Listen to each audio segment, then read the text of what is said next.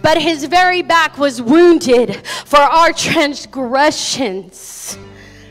The 1986 American Medical Association published an article titled "The Physical Death of Jesus Christ." It details the entire process of Jesus up into the trial of his death on the cross.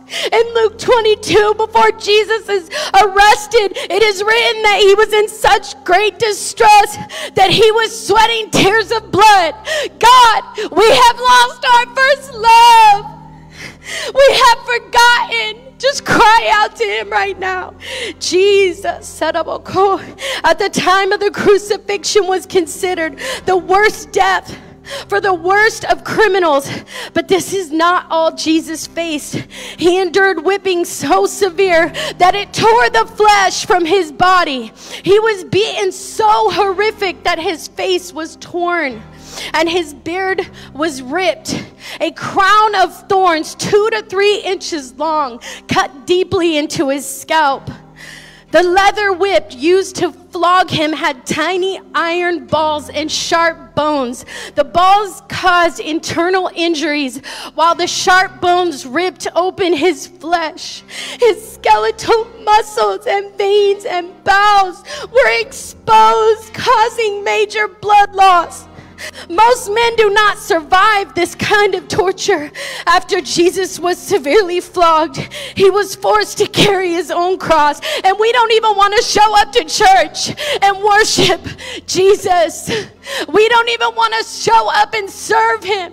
We want to sit and we want to feel sorry for ourselves. It's time to come back. It's time to come back to your first love and remember what he did. I want every person that this is ministering to right now to come and just come to this altar and get on your knees right now. If this message has spoke to you today, crucifixion was a process meant to install excruciating pain, creating a slow and antagonizing death. Nails as long as 8 inches were driven into his wrists and his feet.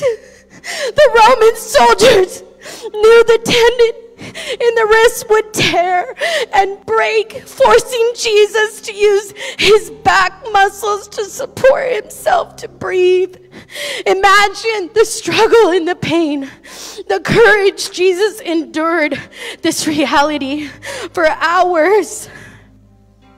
The Gospel of John writes that after Jesus' death, a Roman soldier pierced his side with a spear, and blood and water came out. He did this for you. He did this for you. Give your heart to him. Surrender your life to him. It's time to stop playing church. It's time to stop playing games. He's asking more of you in this hour. He's asking for your surrender. Come on, ask your neighbor. Ask your neighbor if they want to come up with you. Every person should be up here at this altar. This is a rededication right now. This is a renewing of our hearts to God. This is us crying out to the Father and saying, God, don't let us grow cold. Don't let our heart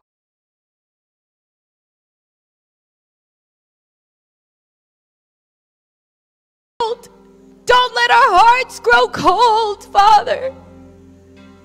God, forgive us for forgetting what you did.